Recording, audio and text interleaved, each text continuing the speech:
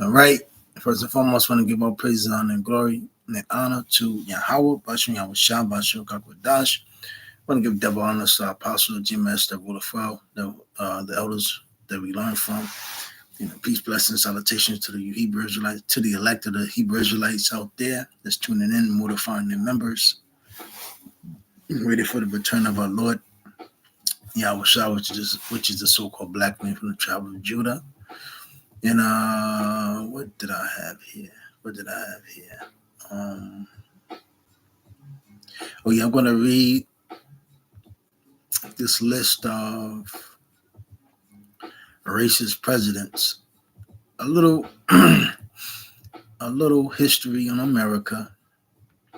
The bloody, detrimental, atrocity history of America. Before I get this, let me get Lamentations.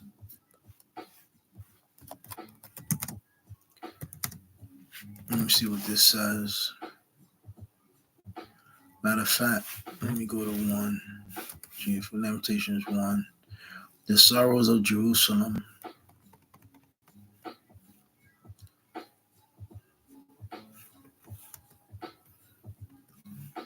So Lamentations 1:1. How lonely lies Jerusalem? This is in the GNT. How lonely lies Jerusalem, once so full of people, once honored by the world. She is now like a widow. The noblest of cities has fallen into slavery. All night long she cries, tears run down her cheeks. Of former friends, not one is left to comfort her. Her allies have betrayed her, and all are against her now. Judah's people are helpless slaves, forced away from home. They live in other lands with no place to call their own. And this is our predicament right now as a nation of people, surrounded by enemies with no way to escape. Because what I'm about to read is, again, the history of America. These Edomites have been allowed to do all types of heinous and wickedness towards our people. And, nothing has been done right now. But again, it's going to be a recompense. Our power, Yahweh, through Yahweh Shah, will reward her double.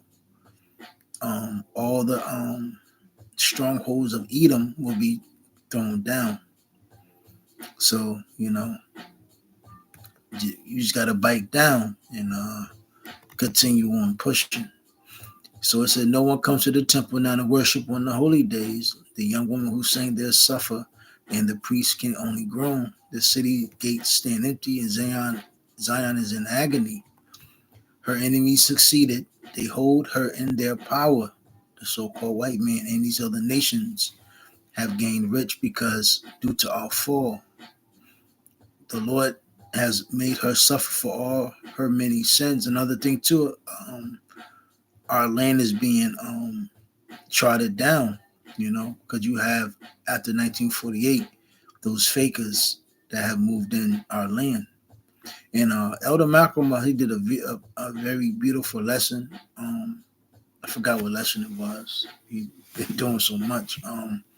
He pretty much broke down President Eisenhower, if I'm not mistaken. No, President Nixon. And he pretty much said it's two. What he said is two Israels. Basically, it's two people of Israel. It's the ones that moved in 1948, which are not the real people, and then the true worshiper that will go back to that land by the Heavenly Father, Yahweh Bashim Yahweh Shah himself. Through Yahweh Shah. Yahweh will send the call for Yahweh Shah to deliver us, Salaki. So it says, the Lord has made her suffer for all her many sins. Her children have been captured and taken away. The splendor of Jerusalem is a thing of the past. Her leaders are like deer that are weak from hunger. And the leaders that they do give us, they're weak and they're like deer. Deers run away. They're fearful creatures. And that's what Esau gives us as our leaders. And this is all what they've been put on TV and have broadcasted to us for many, many, many years and decades and centuries. Sold out niggas and women whose strength is almost gone as they flee from the hunters. A lonely ruin now, Jerusalem recalls her ancient splendor. When she fell to the enemy, there was no one to help her. Her conquerors laughed at her downfall. So you get the point. I'm going to read this article, HuffPost. They said the 11 most racist U.S. presidents, and all of them had a hand to do with the downfall of our people. So continuing on, let me see. It's a picture here, but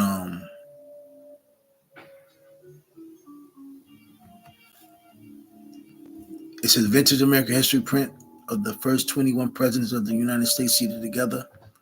The White House, it reads, our presidents from 1789, 1881, included presidents from, is not point of reading them, but I'm gonna just go to the point.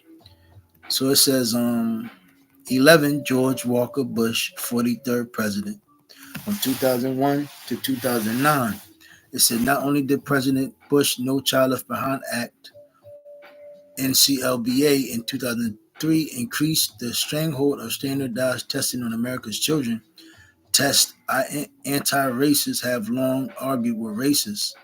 NCLBA more or less encouraged funding mechanisms that decreased or did not increase funding to schools and students were struggling or not making improvements on tests, thus privately leaving the neediest students of color behind. Then 2 years later, President Bush's Federal Emergency Management Agency, FEMA, publicly left thousands of stranded black folk behind after Hurricane Katrina hit on August 2009-2005. While reporters quickly reached the Gulf Coast, where federal officials made excuses for their delays, quickening the death spiral in New Orleans. Now, see, this is something that you can't forget. They always tell, ESO always tell you, pray for Paris, pray for London, pray for them. How you say, feel sorry for them when they're in distress and agony. But when did people come to our aid? When did people give a fuck about our people? Ensuring that President Bush will land on this list of the most racist presidents of all time, and to top it all off, President Bush economic policy, his lax regulation of Wall Street loaners and speculators helped bring into being the Great Recession, bringing about the largest loss of Black and Latino wealth in recent history. So, continuing on, number 10, John Calvin Coolidge, the 30th president, 1923 through 1929. It says President Bush's FEMA response. Hold on. If anybody's watching, let me know. Can they hear me? Because I've been having microphone problems lately. Something.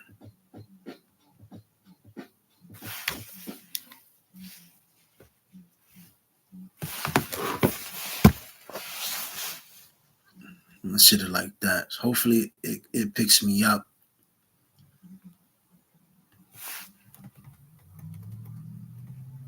So President Bush's FEMA response to Hurricane Katrina seemed prompt when compared to President Coolidge's handling of the Great Mississippi River flood of 1927. While most white communities were saved, riverside black communities were flooded to reduce the pressure on the levees.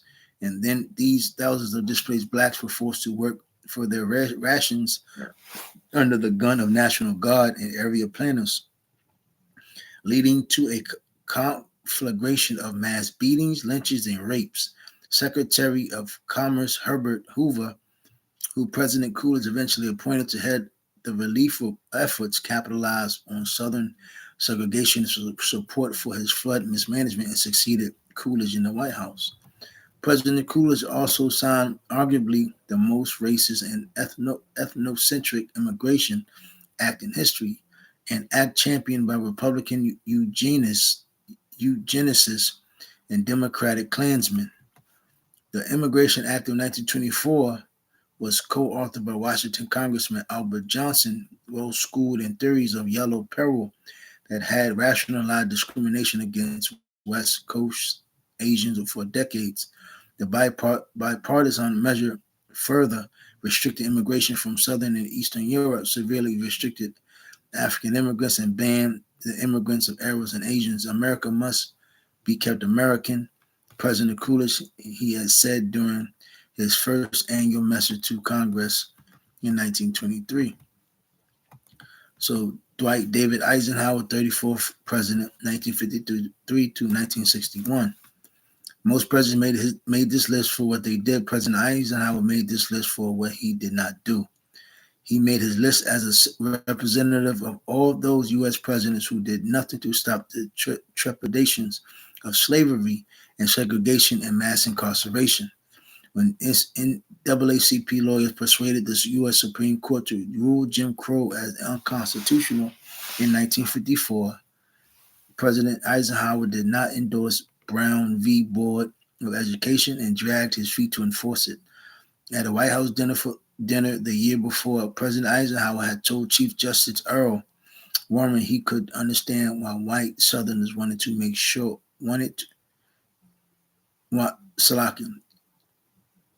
President Eisenhower had told Chief Justice Earl Warren he could understand why white Southerners wanted to make sure their sweet little girls are not required to sit in school alongside some big black buck. He reluctantly sent federal troops to protect the Little Rock Nine, who were desegregating in Arkansas High School. He considered that act to be the most repugnant of all his president acts during those critical years after the 1954 Brown decision. This former five-star World War II general did not wage war against segregation, and he remains as much to blame as anyone for its persistence for the lives lost fighting against it. Let me see. So, 8, James Knox Polk, 11th president, 1845 to 1849. In the 1840 Western expansion of the U.S. was uniting white Americans, while the Western expansion of slavery was dividing white Americans. So months after President Polk took office, John O. Sullivan had imagined white America's manifest destiny to possess the whole of the continent which Providence has given us. President Polk leaned on this racist idea when his administration waged the Mexican-American War. 1846 to 1848, war propagandists framed the U.S. as bringing freedom and civilization to the backward Mexicans. From the war spoils the U.S. seized from Mexico nearly all of what is now the American Southwest, and the Mexican-American War was started, and the reason for it was because pretty much America wanted Mexico to get involved with slavery of so-called American Negroes. So it says a gargantuan land seizure that mirrored the ongoing violent seizures of Native American land and the ongoing violent seizures of black labor. President Polk led the fight against those politicians and activists pressing to ban slavery in the new southwestern territories. This lifelong slaveholder was angrily hated by anti-slavery Americans as the leader of the Western marching slave power. Indeed, President Polk wanted slavery to extend to the Pacific Ocean. He looked away as white slaveholders and non-slaveholders danced around the legal protection for Mexican landowners inscribed in the 1948 Treaty of Guadalupe Hidalgo, and went about illegally stealing the lands of the new group of Mexican-American citizens. President Polk started a forgetful history of the Mexican Southwest and the long history of racism against Mexicans, and those Mexicans is the tribe of Issachar. Yeah, you Hispanics, y'all some ass kissers. Y'all love the so-called white man, but that has some bad blood too. Because what? You are indeed a tribe. You are part of the 12 tribes of Israel.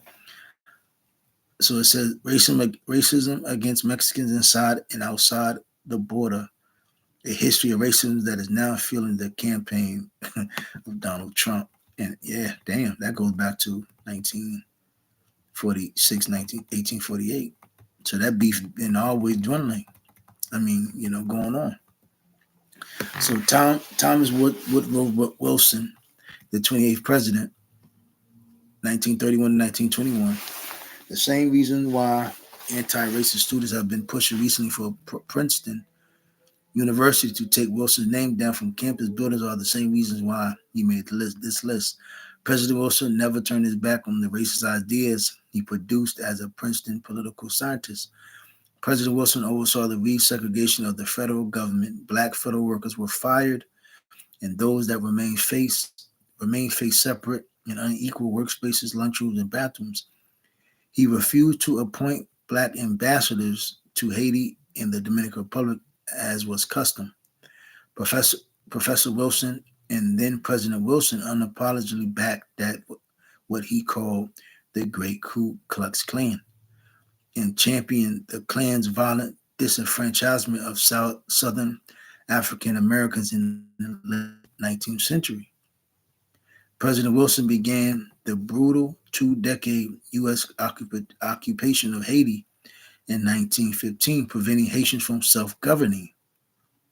And that's the tribe of Levi. And this is why, again, the land of Haiti is fucked up too. These Edomites, man, their hands been everywhere. And again, going back to Lamentations, the first chapter,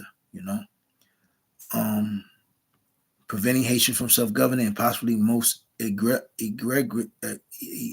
egregiously at the Versailles Convention setting World War I in 1999, President Wilson effectively killed Japan's proposal for a treaty recognizing racial equality. This sustaining the life of European colonialism,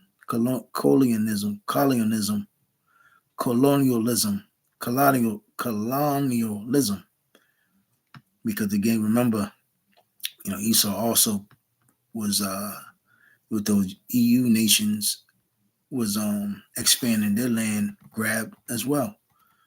So 6, Franklin Delano Roosevelt, 32nd president, 1933 to 1945.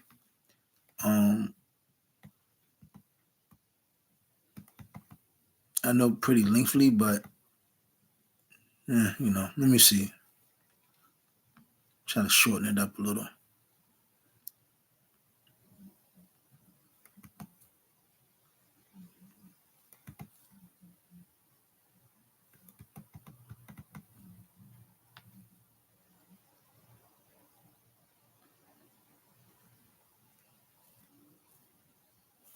All right, let me see.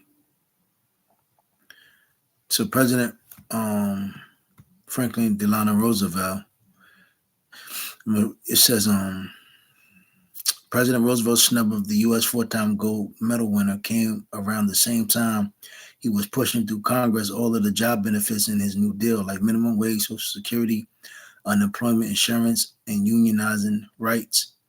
Farmers and domestic Southern blacks' primary vocation were excluded from the New Deal, and federal relief was locally administered, satisfying Southern segregationists. Northern segregationists were also satisfied by the housing discrimination in New Deal's initiatives like coding black neighborhoods as unsuitable for the new mortgages. As such, black communities remained buried in the Great Depression long after the 1930s, while these New Deal policies combined with the GI Bill exploded the size of the white middle class. So I remember hearing about that, how pretty much all the so-called black neighborhoods, they never got the funding, but they gave all the funding to the so-called white man.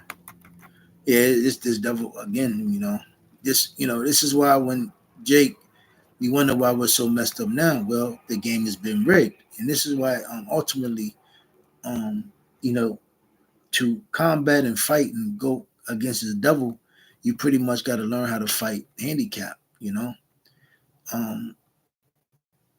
got to understand you're a prisoner of war. We are POWs, man, The game is rigged. Thomas Jefferson. Let me see him get straight to the point.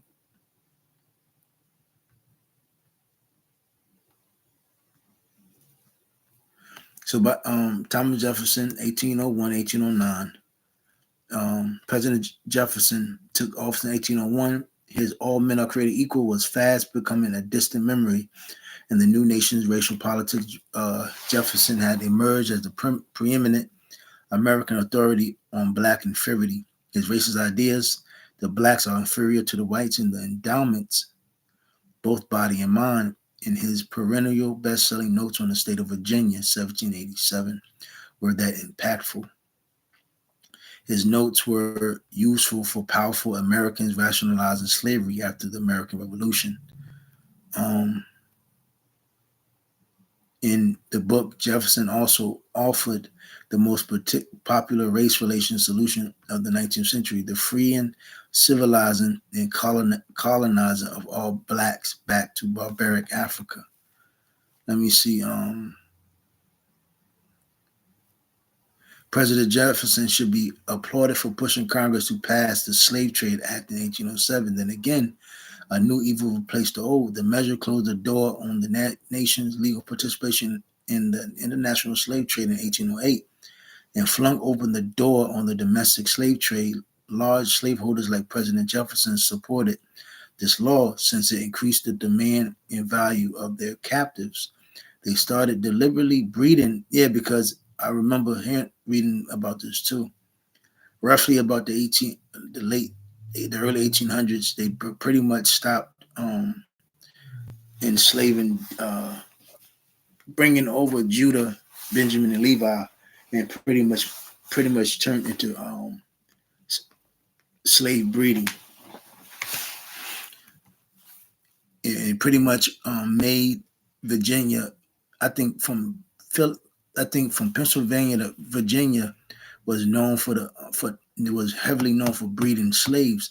Thus made, through Pennsylvania to Virginia, a big large place, and made money for slaveholders and masters would come up to Virginia and buy slaves in bulk. So I said they started deliberately breeding enslaved Africans, which are Hebrew Israelites, Judah, Benjamin, and Levi, to supply the demand of planters rushing into the Louisiana Territory, which President Jefferson purchased from Napoleon in 1803. I consider a woman who brings a child every 2 years as more profitable. This is a note. I consider a woman who brings a child every 2 years as more profitable than the best man on the farm, Jefferson explained to a friend on June 30, 1820. Yeah, Dark History of America. James Monroe, 5th President, 1817, 1825. Let me see. I don't want to, let me see. Hold on.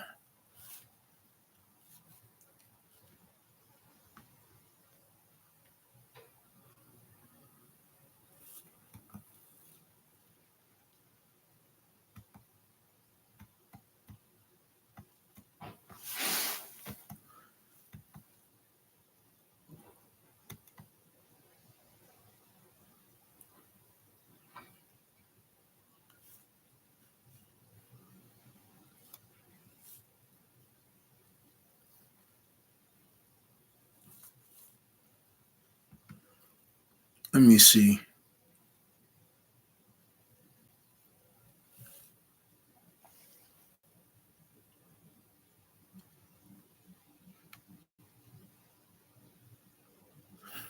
I'm gonna just read this real quick joint.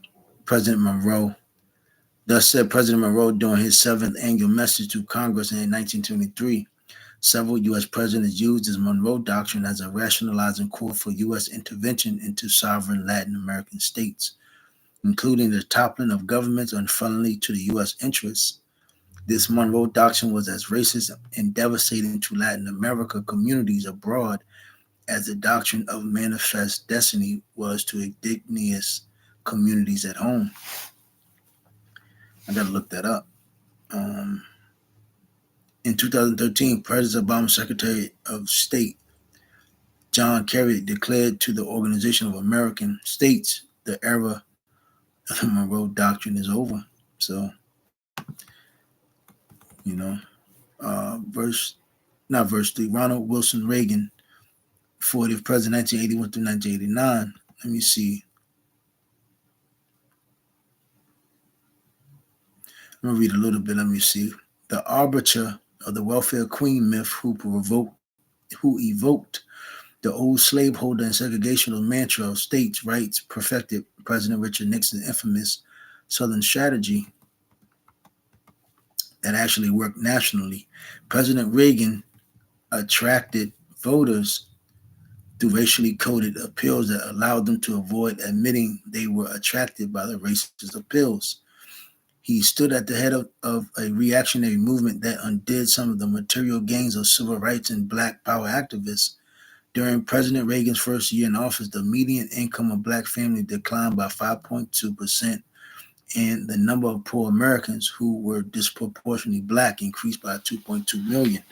A sign of things to come under Reaganomics. Then in 1982, President Reagan announced his war on drugs at an auspicious time when drug use was declining. He must mobilize all our forces to stop the flow of drugs into this country, Reagan said.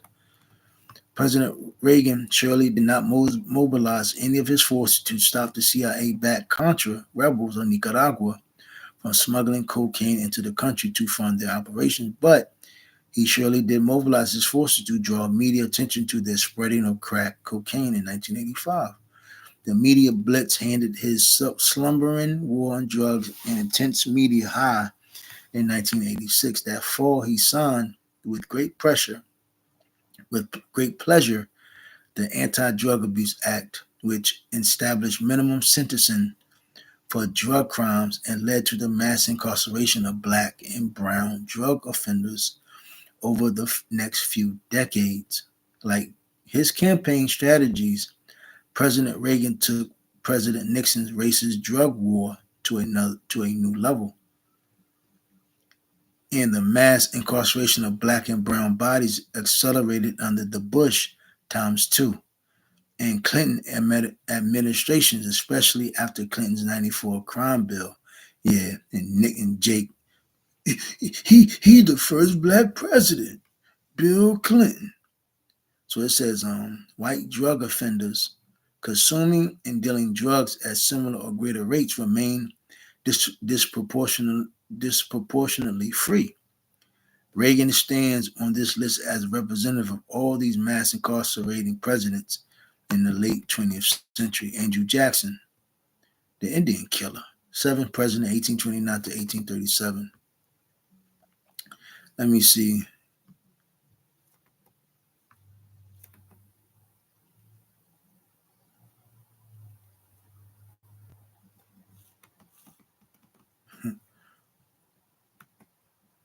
So it says, it's Andrew Jackson. He attracted the same demographic groups, less educated, less affluent white men that Trump is attracting these days. So it says, let me see. Jackson stepped into the U.S. presidency as a wealthy Tennessee enslaver and military general who had founded and spearheaded the Democratic Party. Jacksonian Democrats, as historians call them, amassed a winning collision of Southern enslavers, white working people, and recent European immigrants who regularly rioted against abolitionists, indigenous and black communities, and civil rights activists before and after the Civil War. When the mass mailings of anti-slavery tracts captured national attention in 1835, President Jackson called on Congress to pass a law prohibiting, under severe penalties, the circulation of incendiary publications. In the following year, Jackson and supporters instituted the infamous gag rule that effectively tabled all the anti-slavery petitions rushing into Congress. And yet it was his Indian removal policies that were the most devastating of all. And we know that so-called Indians, Native Americans, were the tribe of Gad. And this is why, you go amongst Gadites, they're messed up now. because even going back to the Homestead Act, Gad's land was taken. This was Gad's land, but it was conquered and taken. So, people wonder why, America, why is America suffering? Why is America decreasing? Why is America falling? Well, look at the bloodshed it has done to the children of Israel. The so-called white man gotten his land unjustly, and his lands that he's gotten now unjustly. But it says,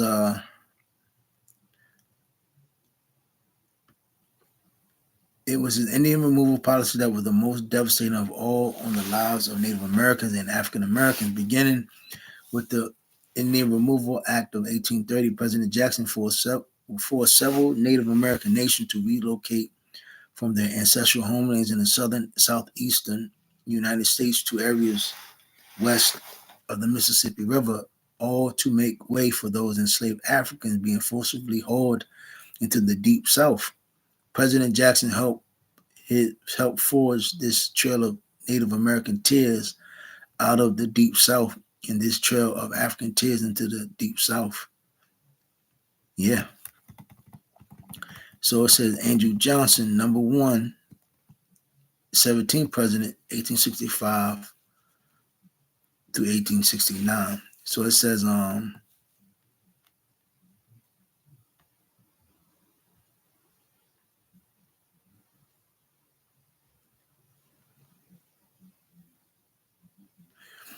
this Democrat from Tennessee was sworn into the presidency after John Wilkes Booth assassinated Abraham Lincoln days after the Civil War ended.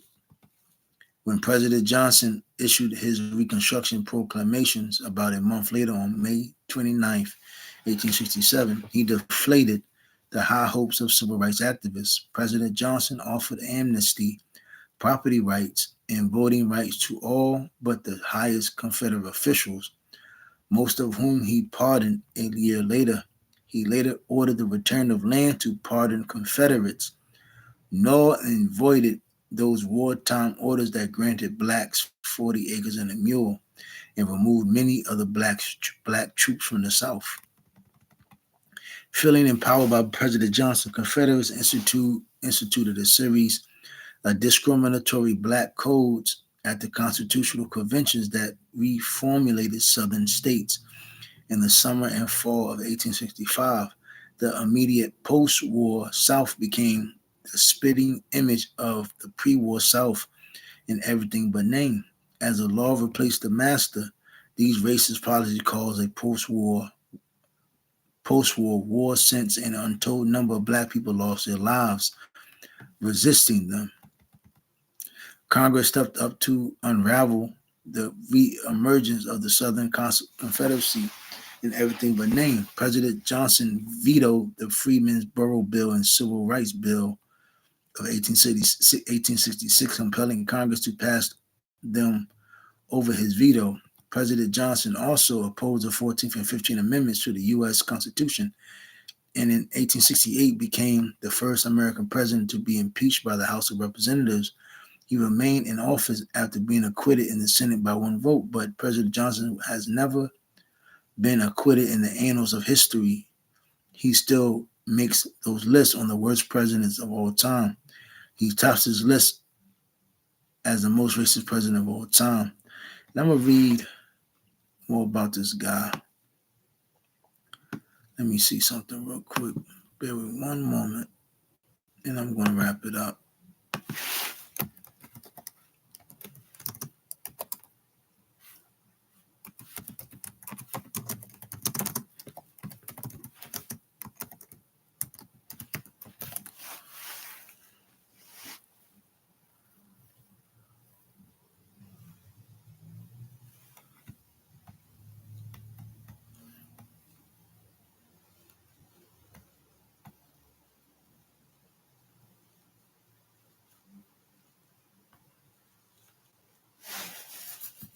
Trying to see a quick.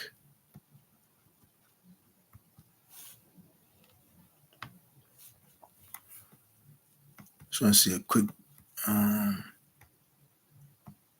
brief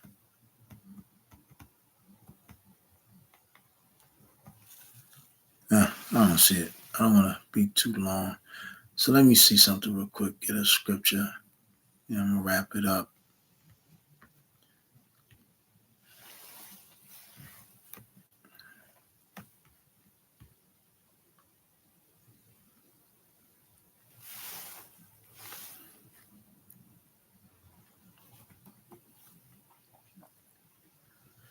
So let me just get Revelation 18:3. For all nations have drunk of the wine of the wrath of her fornication. Because, here it is, all the history is being laid out of what Esau did. And it's pretty much, everybody looks and, they look the other way.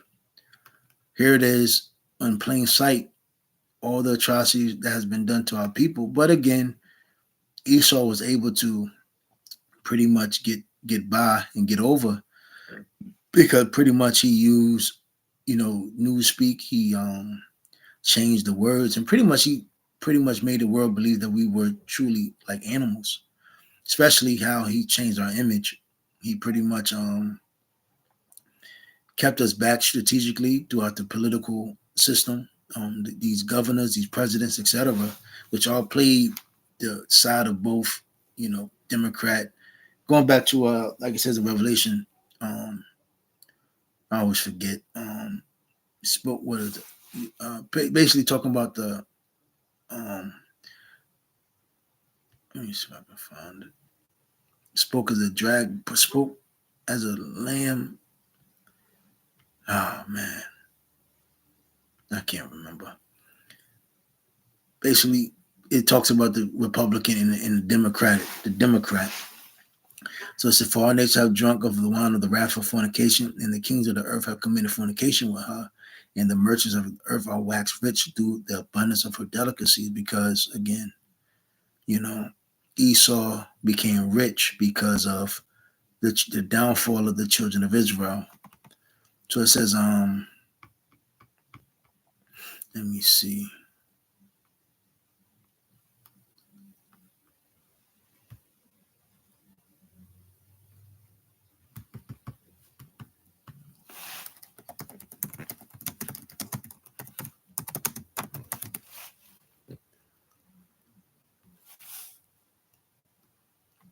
Jumping down, Revelation 18 and 6.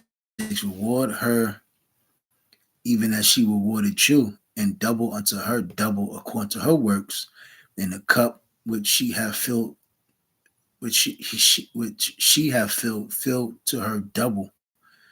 So just like all the atrocities that Esau did to our people, and pretty much, swept underneath the rug, even though the history is there, uh, everything is coming out. A lot of things are coming out and what Esau did to our people. But again, his power, his witchcraft, his media, he can pretty much make the people turn their head and look another way. And that's what these people in the nation and the world have done. They've done it so bad that even our own people don't even take time and really consider what the so-called white men have done to us. They pretty much, turn a blind eye. They love them. Our people love the so-called white man, regardless of their afflictions. And everything that they did to our people. But it's going to be a great recompense because not only did you do this, you did it to the children of Israel, the true Hebrew Israelites. And you did it because, ultimately it was of Yahweh Bashem Yahushua, which he allowed you to do so. But, you didn't just, you did it in a way to keep yourself in power, you know? You went further and beyond. So it says, verse 7, how much she have glorified herself and lived deliciously, so much torment and sorrow give her. So again, it's going to be great recompense for the so-called white man, the biblical Edomites. For she said from her heart, I said a queen, and I'm no widow, and shall see no sorrow. Therefore shall her plagues come in one day, death and mourning and famine, and she shall utterly be burned with fire. Those nuclear missiles, World War III, because it's not a coincidence why these Edomites, the Germans, the Brits, those EU nations, they're all pretty much just they're all in disarray right now. Russia, America, etc. And that's ultimately is gonna fuel and rage war. So it's for strong is the Lord Yahweh Bashim Yahushua who judgeth her.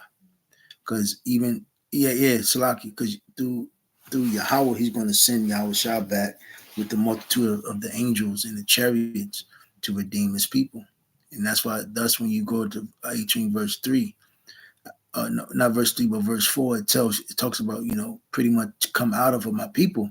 And that's talking about how those chariots is going to deliver us before the storm, before that great judgment day. But I'm going to wrap this thing up. I didn't want to make it this long, but those of you was edified with that, I'm gonna say shalom.